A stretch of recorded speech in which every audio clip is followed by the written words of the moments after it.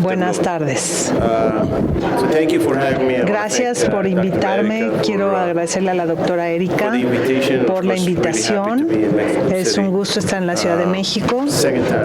Es la segunda vez que vengo. Vine hace unos años y vine también a otro evento, pero siempre es un gusto venir a México. Bueno, voy a concentrarme en el papel de la terapia sistémica en pacientes que tienen cáncer colorectal y metástasis hepática. So these are my disclosures. Don't take the picture of the disclosures, please. Estos son mis conflictos de interés. No hay. Van a poner mi foto. Solo están el 10% de los conflictos del doctor Abu Alfa. La doctora O'Reilly, cuando tiene que poner sus conflictos, son 3 páginas. 3 páginas ella y 2 páginas el doctor Abu Alfa. En metástasis hepática y cáncer colorectal, esto representa 1 de 10 casos de cáncer y de muertes. Es uno de los más comunes. Una de las causas de mortalidad más común también. La metástasis hepática es el sitio más común de diseminación después de hepatectomía, que hemos visto en varias décadas. De hecho, en décadas, cuando la mayoría de los pacientes no sobreviven 5 años, los que tenían metástasis hepática sobreviven a una tasa de 45 a 50%. Sabíamos entonces que la cirugía en las últimas 2 décadas serían el rescate para este grupo de pacientes, y para algunos es la cura o lo que más se acerca a una cura. Ahora clasificamos estas metástasis hepáticas en 3 grupos, principalmente 2, el sincrónico y el metácrono temprano y el tardío metácrono. Esencialmente quiere decir que son biologías diferentes. El sincrónico es el detectado cuando se detecta el primario y les va peor, y luego está el metacrónico, que se encuentra el primer año después del diagnóstico. Les va casi igual de mal que el sincrónico, y el metacrónico, el tardío, esencialmente es el que se presenta 12 meses después del diagnóstico original, y a estos les va mejor. Como verán, en resección, estas son las tasas de resección hepática desde mediados de los 90, y esto se ha vuelto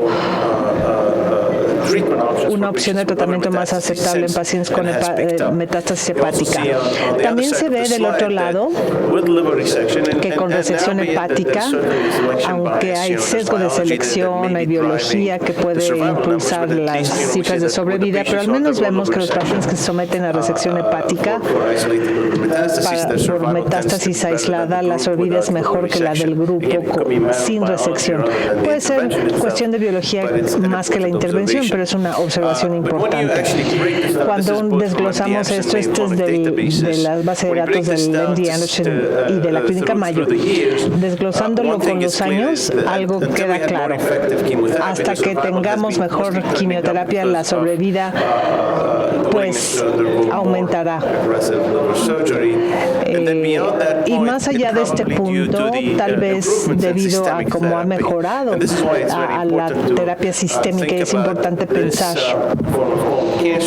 en esto, en cáncer de colon, en los centros multidisciplinarios en donde hay cirujanos y el oncólogo, etcétera, son los que deciden el curso del tratamiento, que va a determinar la sobrevida.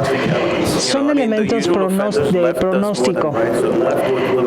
El izquierdo le va mejor que el lado derecho con metástasis hepática, aún con metástasis aisladas. La resección de los márgenes es importante, es mejor una resección R0 que R1. La respuesta patológica y morfológica, la presencia de mutaciones adversas es muy similar a lo que esperamos. Las mutaciones RAS les va peor, otros factores. Ahora, el mensaje más importante es, esto viene de análisis prospectivos, pero aún con determinantes de peores resultados, los pacientes que tienen metástasis hepática aisladas, parece que les va mejor con resección hepática que aquellos que no, aún en presencia de estos. Y no sabemos claramente por qué, cómo se determina el paradigma de tratamiento, solo que a estos pacientes les va peor, sin embargo, les va bien con cirugía versus sin cirugía. Creo que es importante, pensando en la pregunta que se hace, ¿cómo definimos resecabilidad?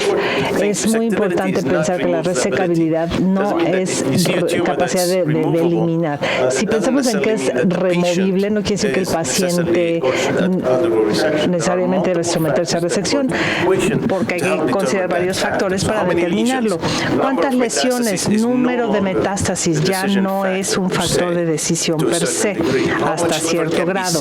¿Qué tanto hígado se puede rescatar? R0 es óptimo, por supuesto, y hay que dejar suficiente hígado para que el paciente sobreviva. ¿Qué tan funcional va a ser el hígado? Y esto es importante porque la quimio puede dañar el hígado y afectar lo que queda, el resto, y puede dar lugar a enfermedad hepática descompensada y a la radioembolización también. La terapia biológica es favorable, sí se responde a la terapia, pero va a depender de la función del paciente. ¿Cómo evaluamos la resecabilidad? Este es el A, B y el C. Hay que cumplir con estas tres cosas, la anatomía, la biología y la condición. Es cierto para páncreas y otras enfermedades que tratamos para evaluar resecabilidad. En el estadio anatómico determinamos la resecabilidad radiológica. Si no es resecable, o si es cuando hay más de un segmento contiguo, cuando los vasos están involucrados. Resecable limitadamente en medio, y el no resecable. Empecé al revés. El resecable es unilobar, el resto hepático es adecuado y no hay problemas vasculares. Respuesta a la terapia y otras consideraciones. Para el no resecable, si ponen a los pacientes, y esto es para el resecable, con terapia no ayudante, la terapia sistémica no va a necesariamente hacer uno resecable. Traten de no brincar a cirugía inmediatamente, deben recibir terapia no ayudante preferentemente, y más de 3 lesiones, el metácrono tardío y menos de 3 lesiones, estos son resecables desde un punto de vista biológico. Condicional, de acuerdo al estado funcional, la optimización no se puede lograr. Los pacientes no pueden someterse a cirugía, y los que están en medio, ciertamente los resecables son los que tienen mejor estado funcional. Se tienen que cumplir con los ABCs para determinar si el paciente es resecable o no. Anatómicamente puede ser resecable, pero biológicamente el estadiaje puede ser desfavorable. Y el estadiaje condicional quiere decir que no debe resecarse al paciente, y esto lleva al paciente a no resecable. Es una manera simplificada de verlo, ¿no? Pero hay grises en medio. Primero voy a empezar con el resecable. ¿Y qué sabemos de la enfermedad resecable? El estudio RTC vio FOLFOX perioperatoria y resecable claramente, por lo menos anatómicamente. Recibieron 6 ciclos de FOLFOX antes de la cirugía, y el plan era darles más después de la cirugía versus solo cirugía. Una cosa que no estudió este estudio fue si fue un abordaje preoperatorio, transoperatorio. La discusión sobre neoadyuvante o adyuvante es igual a la de la mayoría de los tumores gastrointestinales. Este es el objetivo clínico, que es sobrevida libre de progresión a 3 años. Se cumplió, más 8% de los pacientes que recibieron terapia perioperatoria, libres de progresión a 3 años versus los que solo se sometieron a cirugía.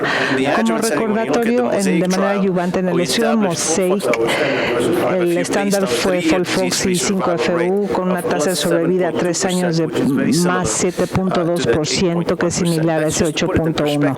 Para poner en perspectiva que esta cifra clínicamente es irrelevante para los pacientes que tienen esta enfermedad. Ahora, el seguimiento a largo plazo embargo, no mostró una mejoría significativa en la sobrevida.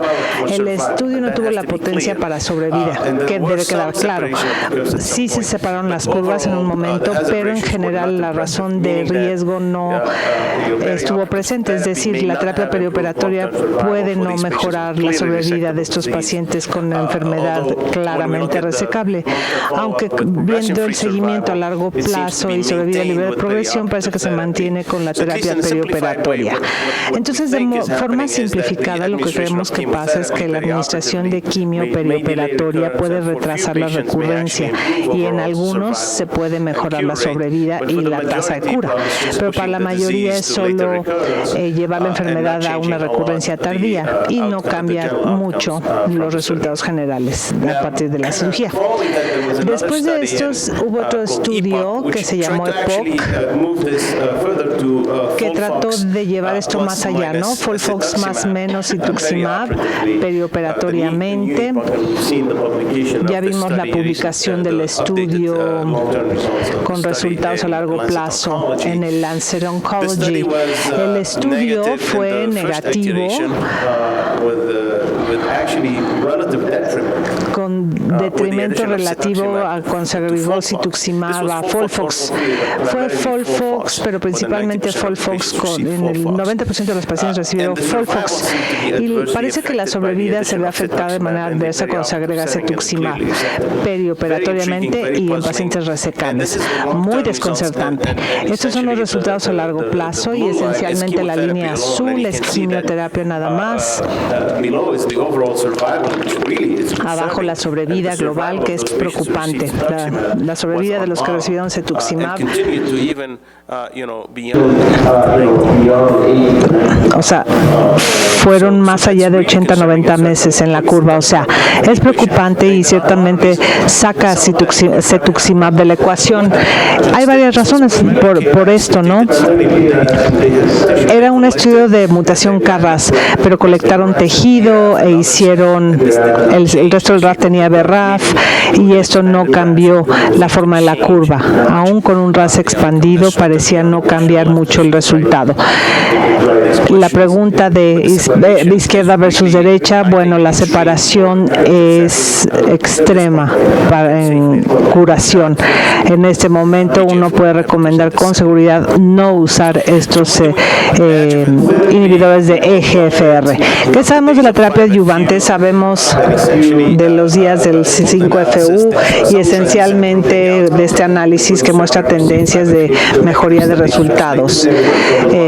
Son dos estudios negativos que se traducen en negativo, limítrofe, no sé qué quiera decir, están en esa zona gris, ¿no? Puede ser cierta ventaja con la adyuvancia en pacientes que son claramente resecables. Como estoy con los del Memorial Sloan, ya sé que uno de los proponentes de estas HIs y las bombas de infusión de la arteria hepática están ahí. Creo que tiene la mejor evidencia a nivel 1 versus 5FU. El problema es que el 5FU no es el estándar. ¿Cómo ponerlo en perspectiva? Hay más estudios que se están haciendo. Se ve mejor que la 5FU para pacientes con tumores resecados. Desafortunadamente, cuando esto se presentó, estábamos ya avanzando a FOLFOX y a terapias más agresivas. La pregunta es cómo encaja esto en general. Ciertamente sigue siendo, o va a depender más bien de cada caso. Si el cirujano sabe hacer esto, sabe cuándo ponerlos, sí tiene lógica, pero cuando no, pues no. Volviendo a la pregunta de por qué la terapia neoadyuvante puede ser buena para la mayoría, no para todos, porque es importante que haya respuesta. Si hay respuesta, al paciente le va a ir mejor y les va mejor antes de la resección si responden. Es como una prueba biológica más que nada, pero también mejora la tasa de resección, que sabemos que promueve la sobrevida. vida. Ahora vamos a tumores potencialmente resecables. Estos son los que están en el área gris. Cuando los vean en el equipo multidisciplinario, como dijimos, puede haber varios elementos de la anatomía o de la biología que nos llevan a pues no operar, porque podemos acabar con una resección R1, ojalá no R2, por supuesto, aunque habrá una resección incompleta. Una de las cosas en las que pensamos es cómo convertir estos resecables limítrofes a claramente resecables y mejorar el resultado. Necesitamos agentes con tasas de respuesta anatómica altas y la meta es llevarlos de resecable limítrofe a potencial. Esto es cierto para algunos resecables en donde la respuesta es significativa y luego van de no resecable a resecable en ese momento. Un buen perfil de toxicidad es importante. Sabemos que muchos de los agentes han presentado hepatotoxicidad. Es importante que estos no interfieran con la cirugía ni con la regeneración hepática. Algunos agentes que usamos, que son 5-FU, oxaliplatino, irinotecan, tienen toxicidades. El 5-FU ocasiona hígado naranja por la esteatosis hepática principalmente, que aumenta el riesgo de morbilidad. El irinotecan en esteatosis no alcohólica también afecta la morbilidad. Del oxaliplatino ocasiona un hígado azul, el previo un hígado amarillo por síndrome de obstrucción sinusoidal hepática y también porque aumenta la morbilidad postoperatoria. Es importante mantener un equilibrio entre qué tanto es demasiada respuesta y qué tanta es toxicidad. Hay que mantener ese equilibrio entre una tasa de respuesta adecuada y la toxicidad cuando consideramos a estos pacientes para cirugía. Creo que los puntos prácticos en los que hay que pensar es la duración limitada de la terapia preoperatoria, no más de 3 meses. Si no han visto respuesta, no la van a ver a los 3 meses, pero es cuando uno empieza a ver mayor hepatotoxicidad. Esa marca de 3 meses, entonces es lógica. Si el paciente responde, no necesita más, especialmente si el cirujano dice ya puedo operarlo. Si no, si empiezan a pedir el resto de hígado, el paciente no va a poder operarse. El papel de los biológicos sigue evolucionando. Ni siquiera lo considero para resecable limítrofe, tal vez para el no resecable. Y definitivamente no lo usaría con oxaliplatino porque ahí es donde se ve el mayor daño, según los datos. Ahora, el no resecable, y también vamos a hablar de abordaje localizado. Este es del doctor Adam, es sobre cirugía de rescate para metástasis hepática no resecable y bajar el estadio con quimioterapia. Se puede, les va bien, no tan bien, pero sí se les puede considerar para resección para los que inicialmente no eran resecables. Creo que esto respalda la idea de que los que tienen metástasis hepática aislada pueda discutirse multidisciplinariamente y se puede operar cuando es lógico. En cuanto a datos, el estudio Olivia no es único. Se usó FOLFOX, más menos bevacizumab. Aquí están, recalco el más menos. Tal vez no se necesite bevacizumab en la mayoría de los pacientes. Parece que se reseca más a los pacientes que los que toman la terapia doble. Estos son pacientes que no son resecables y fueron aleatorizados a FOLFOX, bevacizumab y bevacizumab FOLFOX. Es un estudio con baja potencia, pero muy informativo. ¿Qué nos dice? Que con el triplete casi el 50% de los pacientes pudo tener resecciones R0 versus solo 23% con bevacizumab más FOLFOX. La tasa de respuesta fue 80%. Ya sabemos del FOLFOX y la tasa de respuesta. FOLFOX sí, pero cuando vemos estas metástasis hepáticas, tal vez la biología es más favorable. La tasa de respuesta es sorprendente y es lo que vemos en la clínica. 80 y 85% versus 80% con FOLFOX nada más. Y claro, la mayoría se operó. Hubo una revisión sobre la serie de FOLFOX y mapa de decisión de los pacientes que esencialmente tenían o tomaron terapia de conversión o no resecables con algunos limítrofes, pero vean que la tasa de resección es como del 40% en los pacientes que eran considerados no resecables, con una tasa de resección de casi 30%. Creo que es importante recordar esto. Pensando en las tasas de respuesta, hablamos de FOLFIRINOX en cáncer pancreático. Sabemos que los pacientes con cáncer de páncreas les va menos y es más difícil la quimio. Cuando discutimos de cáncer colorectal, que a los pacientes les va mejor, la tasa de respuesta es más alta cuando agregamos un fármaco y damos 3 y no 2. Pero para mí es evidente que 3 fármacos tienen más lógica que 2 para casi todos los pacientes que son elegibles.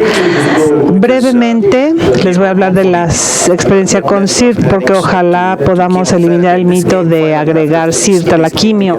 Y después de 3 estudios, el primero fue negativo y luego hubo otros 2 y esto llevó el tamaño de la muestra a casi 1,100 pacientes. La idea era atacar la enfermedad hepática y luego la enfermedad sistémica. Algunos de estos pacientes tenían hígado dominante y otros tenían enfermedad específica. Cuando juntamos todo esto, se confirma que CIRT no agrega tanto valor a FOLFOX. De hecho, aumenta el riesgo de toxicidad tanto al hígado y a la médula espinal, a la médula ósea. Entonces, por lo menos sabemos que CIRT es una opción para pacientes que están con quimioterapia. La pregunta que hizo la doctora Erika es, ¿la terapia sistémica es para todos en pacientes que tienen cáncer de colon? Estoy hablando de 80 y 90% de los pacientes. Un paciente que viene 3 años después con una lesión de 2 centímetros después de su diagnóstico inicial, le va bien. A este paciente sí lo podemos operar, quitar el tumor y observar. Para los demás, yo creo que hay que considerar terapia sistémica. La terapia tiene que adaptarse a la condición del paciente, al perfil molecular. La evaluación multidisciplinaria es absolutamente necesaria. Al menos para los resecables, una buena prueba de biología, especialmente en el sincrónico y metacrónico y algunos metacrónicos tardíos. Necesitamos más datos sobre el adyuvante. La bomba puede jugar un papel. Duración total 3 versus 6 meses. Esto es lo que discutimos también de manera adyuvante y los que tienen estadio 2. Aplica aquí y si le doy a un paciente FOLFOX en enfermedad claramente resecable y luego se resecan, ¿le tengo que dar más oxaliplatina después de la cirugía? Mi sesgo es tal vez no. Pueden sufrir con capecitabina y 5-FU. Los datos se refieren principalmente a FOLFOX. Por lo menos consideren los datos. Los datos del estadio 2 de alto riesgo podría darle justificación de no dar el oxaliplatino de manera adyuvante. Los biológicos no hay que usarlos en los resecables, solo en los limítrofes o no en los no resecables también. El triplete se prefiere si es elegible, menos los inhibidores de EGFR.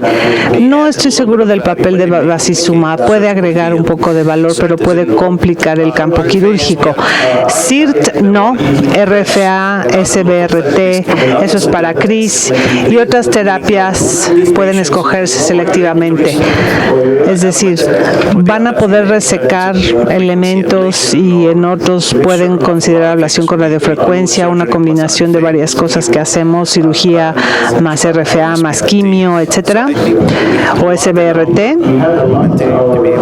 Bueno, creo que tenemos mucho en nuestras herramientas para mejorar resultados de los pacientes. La bomba adyuvante fue convincente, pero necesitamos ver más datos versus la quimio moderna. Entonces termino con esta diapositiva sobre cómo manejo a los pacientes con cáncer colorectal y metástasis hepática. Claro, esto está de acuerdo al equipo multidisciplinario. De ninguna manera esto es blanco o negro, o sea, hay muchos tonos de gris, pero para el resecable creo que está claro que la mayoría de los pacientes FOLFOX 6 ciclos reevalúan y luego resección hepática y luego después de cirugía consideren quimio menos el biológico 3 meses más. Y yo consideraría no dar oxaliplatino adyuvantemente si ya lo dieron antes de la cirugía. Para el resecable limítrofe, yo diría el FOLFOX City es preferible si el paciente es candidato y la mayoría de los pacientes lo son. Si no es suficiente el FOLFOX, tenemos suficientes datos en el resecable que sugiere que FOLFOX es buena opción, más o menos bevacizumab. No estoy tan convencido si el bevacizumab agrega valor. Los inhibidores de EGFR son un no, y si van a resección hacemos lo mismo.